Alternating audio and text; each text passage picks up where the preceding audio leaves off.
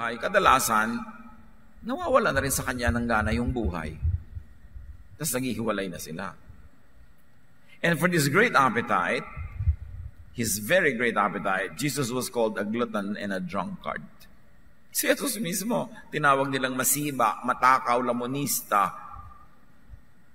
Kasi may gana siyang kumain, may gana siyang uminom. In fact, napakaraming okasyon na si Jesus ay nasa mga handaan, nasa mga kainan, at ang kauna-unahang himala na ginawa ng Jesus, to turn water into wine to extend the happiness of a wedding party.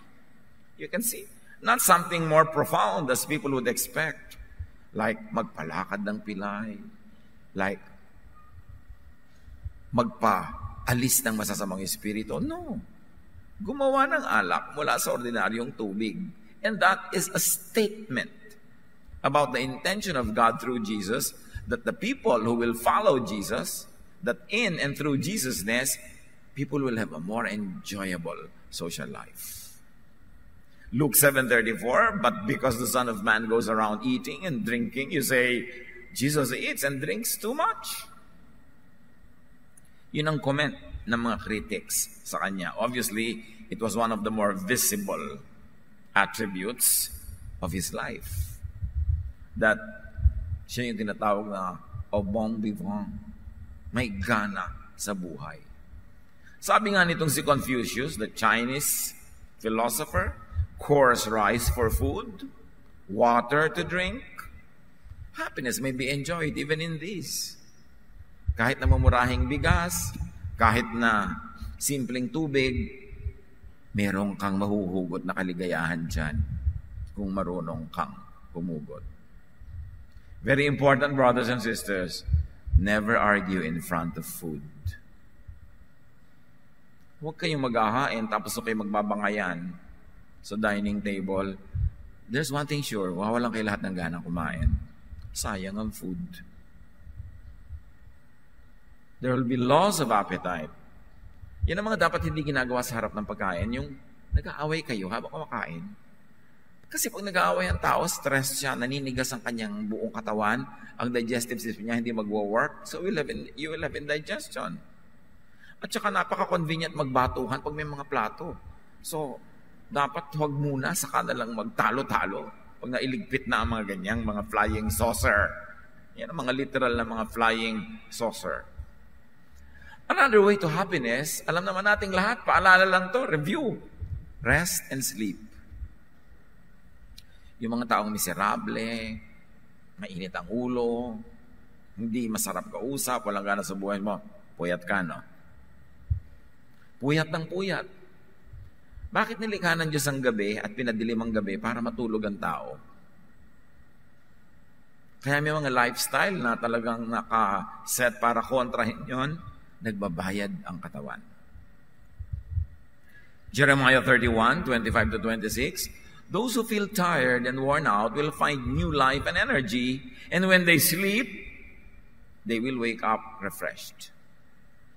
Ang daming himala na nagaganap pag tulog ang tao o ang mga nilalang ng Diyos. Pati yung iba. Your body repairs itself, mga balancing happens, lahat ng mga pagpapahinga ng iyong isip, ng iyong puso, and you wake up refreshed. In fact, pagka meron kang problema, hindi mo malaman ang solusyon. Iwan mo lang dyan sa tabi ng kama mo at pagka nahiga ka na, ipagpray mo lang, Lord, reveal to me your answer when I wake up. At marami, nagpapatotoo. Pag gano'n ang prayer nila sa gabi, pagdating ng umaga, all of a sudden, eureka. Biglang malinaw na sa kanila yung dating malabo. Tulog lang ang kailangan. Sa Japan at sa ibang maraming bansa, lumalaki ang benta ng mga sleeping pills at kung ano ng mga relaxant at sari-saring mga therapy. Kasi maraming mga tao hindi mapagkatulog sa dami ng iniisip sa buhay, sa dami ng mga stress. So, mga kapatid, invest in sleep. You have to invest time, talent, and treasure sa pagtulog. Kasi ang halaga ng tulog, the quality of your sleep determines the quality of your waking hours. Kung gaano kaganda ang tulog mo, yun ang kokorte sa ikagaganda ng maghapon mong kasunod habang gising ka. So invest in a good sleeping place. Invest in a good bed and good beddings. Kasi kung ino-observe mo ang tama at hindi ka pa sobrang senior, you sleep at least 8 hours a day. 8 hours a day of 24 hours is 1/3 of your life. Kaya dati may advertisements noong 1970s, I want 1/3 of your life. Ang nagsasalita, kama. Tapos yung kama mo, tabi-tabingi, bukol-bukol. Ano namang klaseng quality ng pagtulog yun? Tapos ang mahal na mahal ng bag mo, branded. Matutulugan mo ba yung bag? Yung kama, ang gandahan mong investment. Tapos yung iba, kung kailan pa matanda na, may sakit na, tsaka pabibili ng magandang bed na nagfo-fold, tumataas yung mga ulo at paa. Don't call it hospital bed kasi parang ayaw mo tuloy bilhin habang maaga pa. If you can, if you have the space and the money, buy that kind of bed. Kung ayaw mong tulugan araw-araw, at least yung mga time na masakit ang ulo mo, doon ka mahiga. Yung mga time na hihirapan ka bumangon, doon ka mahiga. Yung may sakit ka, doon ka mahiga. Kasi magpatong-patong ka ng mga una na bukol-bukol, tabi-tabingit, yung gagalaw ka, nalalaglag yung iba, ayos ka ng ayos. Why don't you buy a nice hospital-style bed? Early. Kasi yung iba, kung kailan magkakasakit, 2 taon silang may sakit, at saka sila biglang magtutudayis again. 2 years lang nila nagamit yung bed. Eh kung ang aga mong binili, di kahit hindi ka pa matanda, hindi ka may sakit, ginagamit mo na, nakinabang ka. Alam niyo yung mga ganyang bed, ang daling bumangon. Kasi kung automatic, tataas na yung ulo mo, napipili-pili mo. Kung meron kang acid reflux, umaakyat yung mga acid ng stomach mo sa lalamunan mo, kaya pagising mo, ang sakit-sakit ng throat mo, doon ka mahiga sa ganung bed, nakataas ng konting ulo mo. Invest in it. Hindi nag-i-invest kayo sa mga cellphone na may mga bread toaster sa loob. Bumili ka lang kayo ng bread toaster, mas mura pa yun. Yung sari-sari ang ginagastusan natin na hindi naman talaga mahalaga. No? Si Jesus, nag-i-invest siya sa mealtime ng kanyang mga alagad. Mark 6:31, but so many people were coming and going that Jesus and the apostles did not even have a chance to eat. Then Jesus said, let's go to a place where we can be alone and get some rest. Si Jesus yan, ha? Hindi niya sinabing, let's die, let's kill ourselves serving the people. No! Na-observe niya, hindi na makakain ng maayos yung mga apostles niya, mga disciples niya, mga volunteers niya. Sabi niya, humiwalay muna tayo sa karamihan, pumunta tayo sa tahimik na lugar at makakain tayo ng tahimik.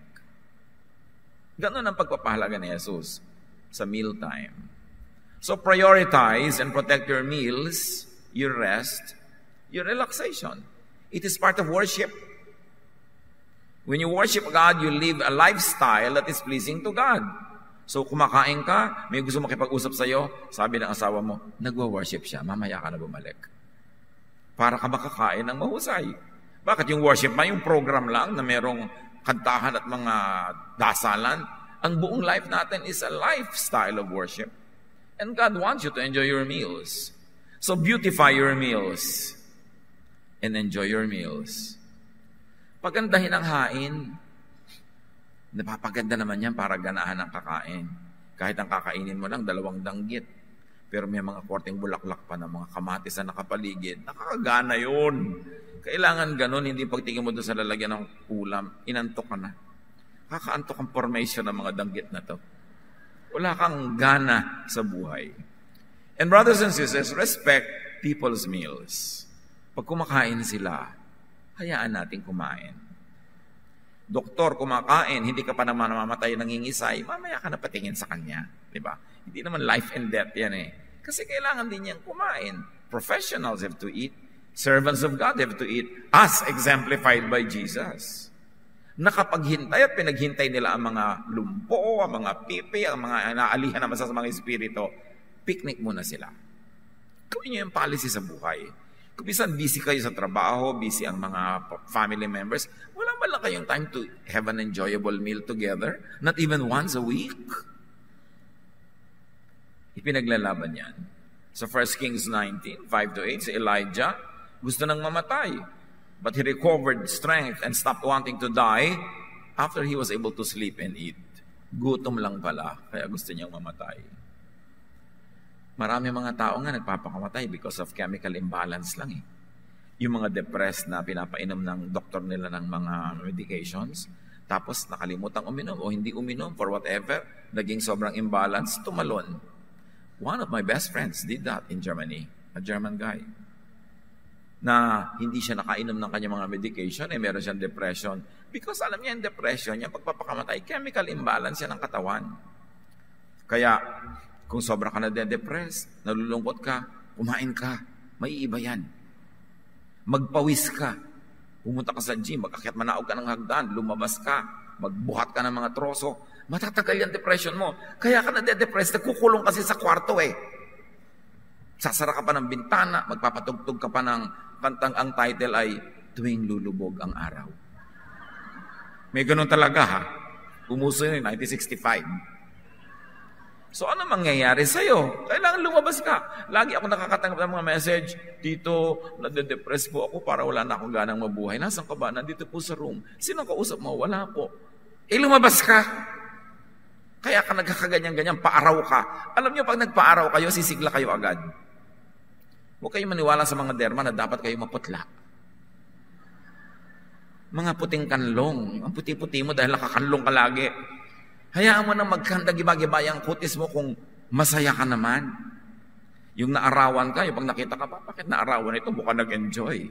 Labas nga ito si prinsesa na kulay pulbos. Di ba? Nasaan ka? Nasa dilim. Aanin mo yung maganda. Kung natural kang maganda yung kutis mo, kahit na nagbibilad ka sa araw, ay ganyan pa rin. Okay. Pero huwag kang umiwas sa araw. Inilagay yan ng Diyos para ka mabilad. Sa tamang oras, syempre, kasi marami na ngayong mga cancerous effects ang mga UV lights. Pero sa tamang oras, early morning, ang simple-simple para mawala yung depression. Kumain ka, lumabas ka, magsaya ka, magpawis ka, magpabilad ka, talsik yan. Importante. Dadagdagan mo pa ng prayer. But I don't always prescribe a lot of prayer sa ganyang issue. Kasi marami sa nagpe-pray, mga malulungkot. Tapos sila pa pabaligid sa'yo. Lagi pa silang iyak ng iyak. Magfa-fast tayo ngayon. Magfa-fast pa. Depressed na nga ako eh. Diba? So, mas damihan mo yung activity. At isa pang mahalaga, tuwing pwede. A way to happiness is romance. Relationship. Huwag mag-in denial dyan yung mga wala. Kung wala sa inyo, wala lang eh. Pero gusto ko. Pero huwag nyo sabihin, kasi blessed singleness ako. Well, in denial, kung talagang zero kayo, zero lang kasi eh. Pero, ano naman na blessedness sa singleness? Yun lang iba talaga, walang choice. Diba? Bihirang-bihira yung talagang pagkapanganak, pinili niyang gusto kong maging solo sa buhay. So, be in the market. Circulate. Diba? Market your beauty. Para hindi ka lagi na lang blessed singleness, biglang may nag-text, ay, ayoko na maging blessed single. Song of Solomon, one of the most rarely read books in the Bible, chapter 1, verses 12 to 13, talks about romance between a man and a woman. She speaks, My king, while you were on your couch, my love was a magic charm.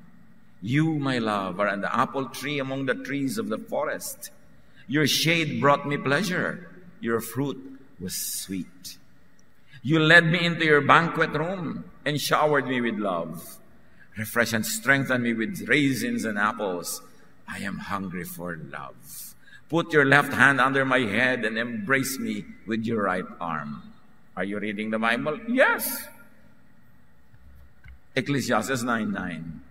Life is short and you love your wife. So enjoy being with her. This is what you're supposed to do as you struggle through life on this earth. Kailangan nag-enjoy yung mag-asawa in all aspects, in all respects. Everything is honorable in the marriage bed. And partners are to enjoy life together. So be as together as much as possible. Yun ang ibig sabihin kaya kami partner. Deuteronomy 24:5. If a man and a woman had been married less than 1 year, he must not be sent off to war or sent away to do forced labor. He must be allowed to stay home for a year and be happy with his wife. Yan ay batas nila noon. Hindi ka pwede ipadala sa giyera. Pag less than 1 year pa lang kayo ng bagong kasal, Kailangan isang buong taon kayong nag-uulayaw. Can you imagine that kind of provision?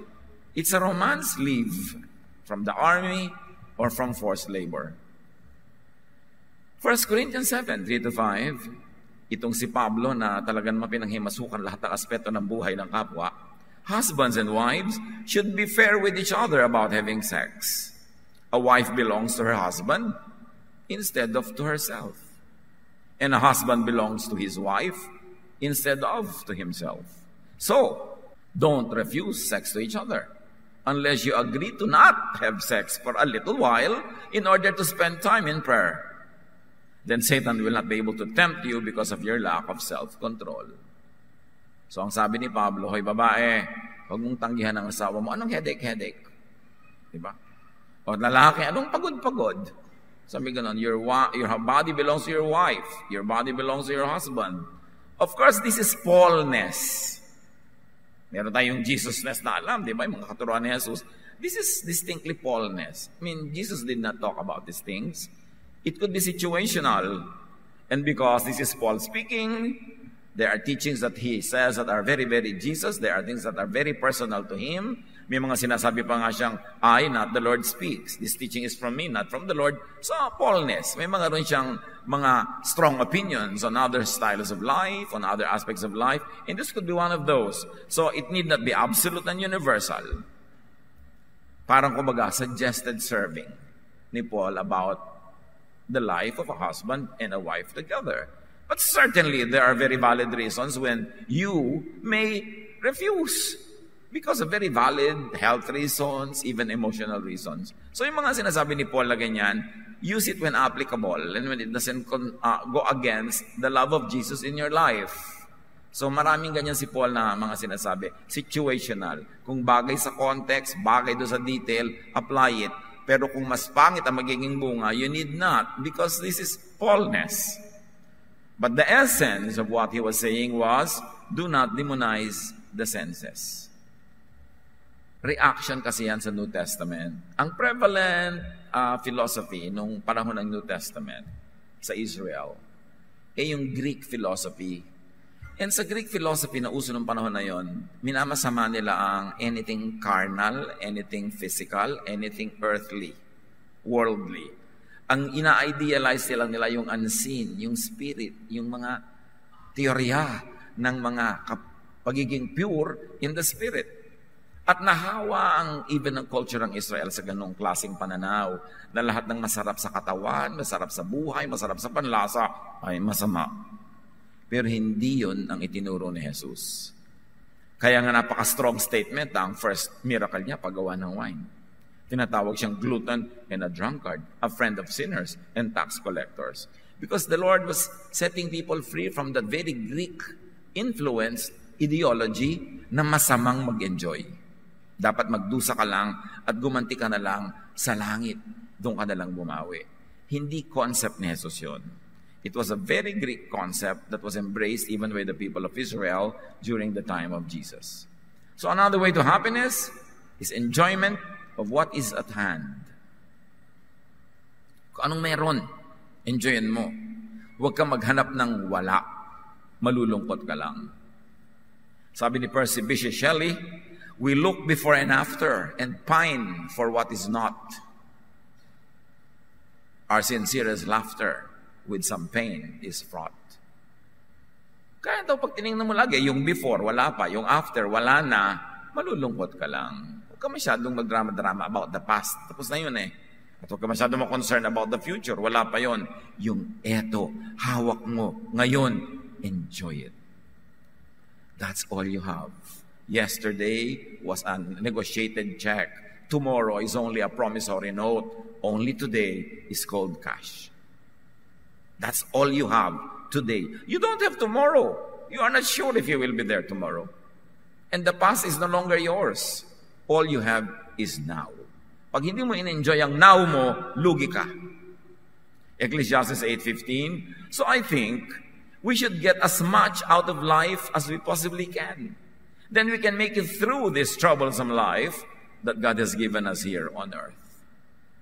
Importante. To add life in your years. and to add life in your moments. So in every moment, minimize pain. Kayo ang mag-isip how to minimize pain in every aspect of your life and maximize pleasure. And do not demonize pleasure. Do not glamorize pain. It's not the Jesus way. Ecclesiastes 3:22, we are meant to enjoy our work, and that's the best thing we can do. Pati trabaho. Kung nagdurusa ka at hindi mo talaga gusto yung trabaho, kinakatakutan mo ang tuwing Lunes dahil papasok ka na, find another work. Do something else. But do not waste your life doing something you hate. Doing something you don't enjoy. So enjoy whatever you do. Whenever you do it.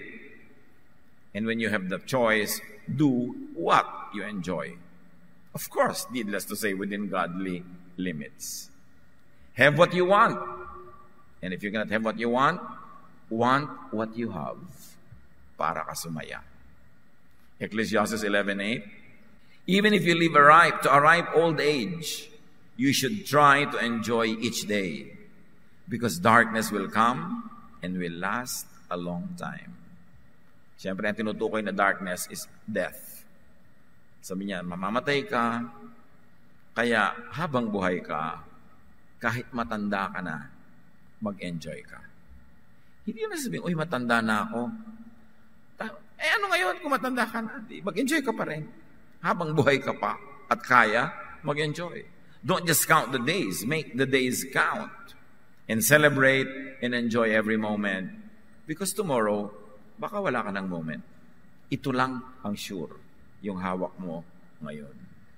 It is very, very important to purpose, to enjoy.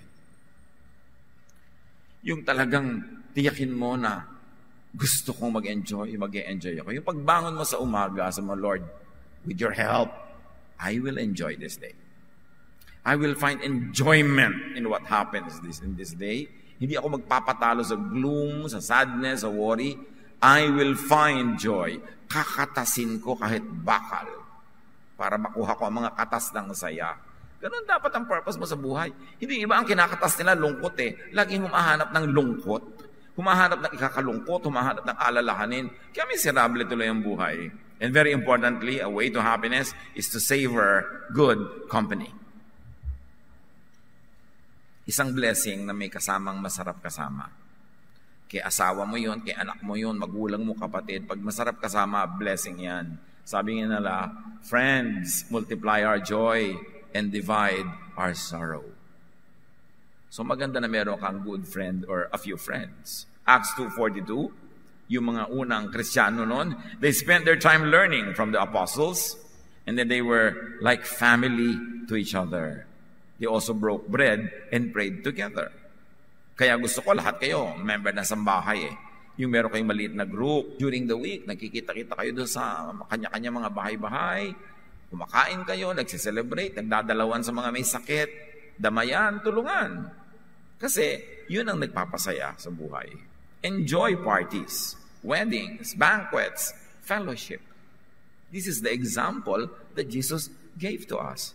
Tapos maraming mga born-again Christian, dinidemonize yung party, parang masama. Siyempre, depende kung ano gagawin nyo doon. Ba't ka gagawa ng masama? Ang dami namang magagawang mabuti during a party. John 2:1-2. 3 days later, Mary, the mother of Jesus, was at a wedding feast in the village of Cana in Galilee. Jesus and his disciples had also been invited and were there. So mahilig silang umattend sa mga ganyang gawain. At doon sa kwento ng prodigal son, pagbalik niya sa kanyang father, in Luke 15:20-32, the father throws a party. Very important, pati sa mga kwento ni Jesus, heaven is almost always symbolized by a banquet. Isang malaking handaan, kainan. So ask and look for companions. 2 Timothy 4:11, sabi ni Paul, only Luke has stayed with me. Mark can be very helpful to me, so please find him and bring him with you. So si Paul mismo, naghahanap ng mga kasama. Putay nyo dito, gusto ko makasama ito, makasama yon. Kasi talagang mahalaga yon. Invent events to enjoy people. Yung gumawa ka ng event, alam nyo lalo yung mga kapatid natin na may resources, Meron kayong konting pera, meron kayong lugar, meron kayong garden, meron kayong garahe, meron kayong bahay. Invento kayo ng mga okasyon para masaya, para maraming tao. And have peace and fulfillment, even and especially in aloneness. Siyempre, hindi naman lagi may tao. Yung mga moment na talagang walang tao, nag-iisa ka, even that you enjoy. Isipin mo na blessing din yon, pahinga mo lang mula sa napakaraming mga pagtitipon, pahinga mo para mag-ipon ng lakas, to collect your thoughts, magbulay-bulay, magmuni-muni. Even aloneness can be and should be enjoyed because it's inevitable. Huwag kayong magreklamo pag nag-iisa kayo, enjoyin nyo. Tapos pag may mga tao na, enjoyin nyo rin. Hindi baligtad. Pag matao, nagreklamo ka. Pag nag-iisa ka, nagreklamo ka rin. Hindi yung buong buhay mo reklamo. And appreciate times of plenty. May mga panahon talaga na, wow, ang dami-daming blessing. Hindi naman laging ganun eh. So sa mga ganun panahon, enjoy it. Proverbs 15:6, the house of the righteous contains great treasure. So talagang pag natutuwa ang Panginoon sa'yo, righteous living, the Lord can bless you with a lot of even material things. And remember this, the definition of righteousness, especially through Jesusness, is doing good to others. Yun ang righteousness kay Jesus. Hindi yung mga kung ano-ano mga moral and mga purity laws ni Moses. Righteousness is doing good to others. So yan yung mga righteous. When you do good to people, God can do a lot of good to you as well. Proverbs 10:22, the blessing of the Lord brings wealth, and He adds no trouble to it. So, do not deny, do not depreciate plenty. Yung, wow, sister, yung mayaman ka na yata. Yes, sana madagdagan pa. Hindi yung, hindi naman. Akala mo laging uutangan. Sa bagay, baka utangera ka nga, kaya ganon, di ba? Yung, ang ganda ng bahay mo, sister, di, ang liit nga eh. Ano ka ba? Appreciatein mo yung blessing sa'yo. Ang ganda-ganda mo, sister. Thank you, pinaghirapan ko yan. Hindi yung, wala naman akong ginagawa. Yung pala, 3 oras sa parlor.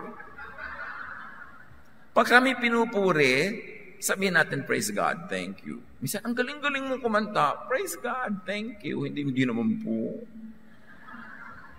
Hindi yun pagiging magaling na anak ng Diyos. Sinungaling yun. Yung, pagka pinabless ka ni Lord, pasalamat ka. Uy, umaasenso ka yata. Yes, thank God. Sana tuloy-tuloy pa to. Hindi yung di naman. Yung saan ba natin nakuha yung ugali na yun na pagka maganda, pinapaliit, no? Pero pag sinabi mo, ang ganda mo, sister, hindi, pangit nga ako. Sabi ng kapausap mo sa bagay, galit ka naman. Kailangan, appreciate. Be happy. Sabi nga nila, chill lang tayo, chill, para masaya. Diba yung, hindi ganun na lagi tayong naghahanap ng reklamo. Ecclesiastes 5:19, suppose you are very rich and able to enjoy everything you own. Then go ahead and enjoy working hard. This is God's gift to you. Napansin nyo lagi yung being rich, having plenty is always associated with working hard.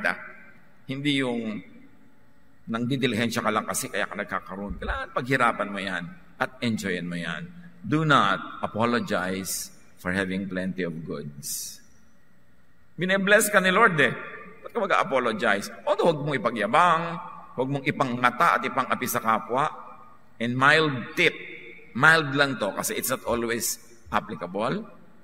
Try to not collect and have a lot of things even if you can afford now. Kasi darating ang panahon, lalo pag nagkaedad ka na, mawawalan ka rin ng gana. Tapos hindi mo alam kung kanino ipapamana ang 3,455 collections mo ng mga elepanteng figurine. Kasi ang dami mong kinolect, lalo nung afford mo pa. Then later on, hindi mo alam kung kanino ipapamana. Alam niyo ang taong maraming koleksyon, maraming pera, maraming kayamanan, pag above 60, naghahanap-hanap na ng mga papamanahan. Sino kaya dito ang masinop? Sino ang mahusay? Sino ang magaling? So, alam niyo na, pag may mga tiyo-tiyo kayo, tiya-tiya na above 60 at mapera, placing na kayo na ang peg nyo, masinop. Di ba? Dahil naghahanap-hanap na yan ng papamanahan. Kahit sa mga anak, tinitingnan, sino kaya sa mga anak ko? Kanino kaya ipapamana ang piano? Kanino kaya ibibigay yung mga ganon? Kasi alam niyo kung anong ibig sabihin lang. dumarating ang panahon, you also let go. Hindi ka na rin masyado interested. So, mahilig ka mag-collect, okay lang, pero don't collect too much. Later on, it will become a burden. Don't build too many homes kahit kaya mo. Mapagawa tayo ng vacation house sa ganon, sa ganyan. Para buong buhay, doon lang tayo magbabakasyon. Laki-laki na investment natin, di yun lagi tayong titira. Wala tayong ibang mapupuntahan. Tapos ang dami-daming nakikitira. So problema mo pa, may kumot ba dyan? Meron ba pagkain? May plato ba? Pagka may mga nakikitira sa bahay mo, burden. There's a big burden in ownership. Kaya laging papamanahan ka, hindi laging ang saya mo. Kasi burden din yan. Magbabayad ka ng tax taon-taon, magme-maintain ka, pa-repair ka ng pa-repair. You know, try to not have too much. Sinabi na yan ng Panginoon. Sinabi na yan sa Bible. You know, happiness is not in the abundance of things. It is your mentality. It is the way you think. It is how you live every day, every moment of your life. Meanwhile, if you have a lot, do not be guilty for enjoying. Binigyan ka ng Panginoon, enjoyin mo. Don't forget to share with others.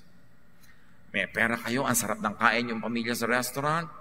Tanungin mo yung waiter na napakagaling mag-serve. Anong paboritong pagkain ng asawa mo o mga anak mo sa mga menu dito?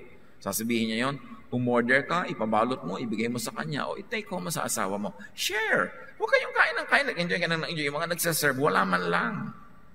Tapos hanggang kalit-liit ang senti mo, kinukuha mo pa doon sa sukli. At one thing, pagka ang waiter magaling mag-serve sa inyo, magtiklop kayo ng konting pera sa inyong kamay, iabot nyo sa kanya, for you. Kasi pag ibinigay mo sa waiter ang tip, diretso sa kamay niya, kanya yon. Pag iniwan mo yun doon sa mesa, para sa lahat yun.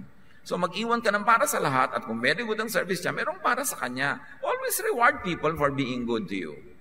Now, you want to be a little bit wiser. Malaki ang tip na ibibigay mo. Ibigay mo na pagdating mo pa lang.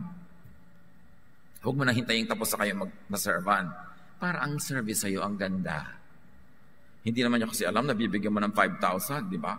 So, kung ano lang yung service sa'yo, tapos 5,000 pala, sabi niya, ay, ang laki naman, sana sinerban ko mabuti. Sana yung nalaglag na kutsara, pinalitan ko. Di ba? Ibibigay mo rin lang pala, di agahan mo na. Para pare-pareho kayong enjoy sa buhay. But all along, always work. Work so you would have surplus goods. Kaya enjoy, kaya marami, kasi maraming paghihirap, pagsisikap. Work not only to survive, work to produce surplus so you have more to give away. And another way to happiness is to learn contentment even in times of want. Kahit sino dumadaan sa mga panahon na medyo kulang, medyo hirap. Kahit sa mga panahon na yon, pag-aralan mo pa rin maging masaya. Because nothing is permanent. Poverty nor wealth, health or sickness, walang permanente. Gumugulong ang buhay, nag-iiba-iba. Proverbs 15:16, it is better to obey the Lord and have only a little than to be very rich and terribly confused. Not all the rich are confused, but it could be confusing, especially kung hindi mo kayang i-process dahil hindi ka sanay. So, kung ano ang meron, enjoy it. At kung sakali man na naliliitan ka sa iyong kita, sabi sa Luke 3:14, be satisfied with your pay. Because when you always work well, you work hard, God will change the situation of your life.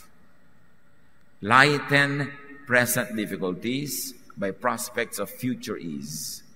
Kung nahihirapan kayo ngayon, mag-project kayo ng panahon sa bukas, in the immediate future, na kayo makakaahon dyan, because that can really happen. Pag sobrang dilim ng gabi, you survive by looking forward to the beauty of the morning, not by focusing on the darkness of the night.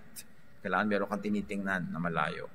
At para masaya ka sa buhay, lagi kang magtapon sa malayo-layo ng magagandang bagay para excited kang makarating doon para mapulot siyang muli.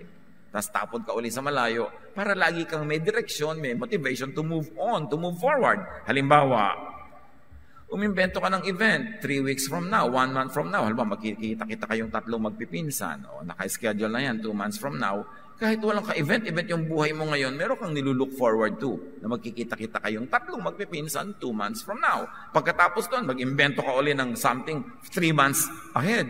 Lagi ka dapat mayroong tinitingnan sa future para magkaroon ka ng lakas na mag-forward, lumakad. Kasi parang wala naman nangyayari, wala ka tulingan, wala kang ine-expect at wala kang inaasahan.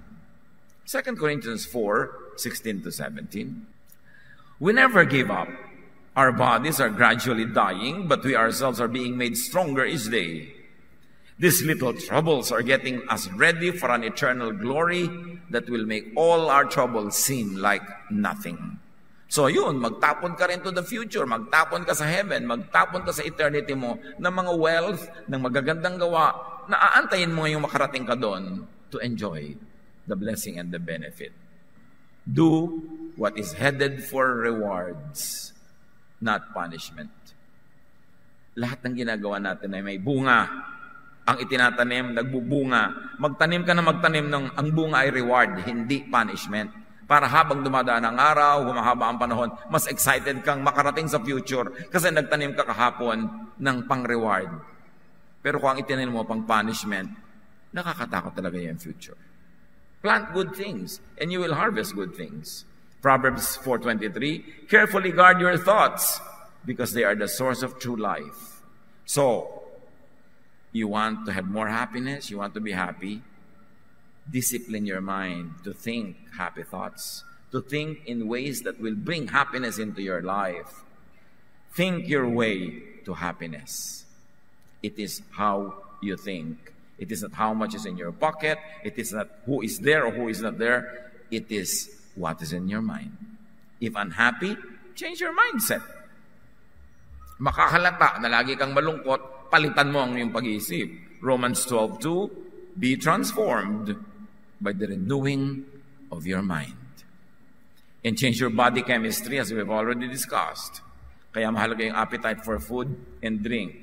Because our body chemistry shapes our emotions. Talagang yung naaamoy mo, nararamdaman mo, nakakain mo, may effect sa yung emotion. At yung emotion mo ang nagpapasaya o nagpapalungkot. Be the captain of your soul as God enables you and empowers you. Do not waste time in unhappiness. Purpose to be happy, to be happier, and to be an agent of happiness to many people's lives. This is what Jesus wants you to do. This He exemplified in His life, and this He left as commandments, as instructions, that we should love one another because there's a lot of happiness in love. Father, we thank you that you want us happy. Turuan niyo kami maging mapanuri para masuri namin ang paraan ng pag-iisip namin, ang aming habits and lifestyles that cause unhappiness in us and in others. And turuan niyo kami, Lord, to be more open so that we will see opportunities to be happy and seize them and be happy and share this happiness with people.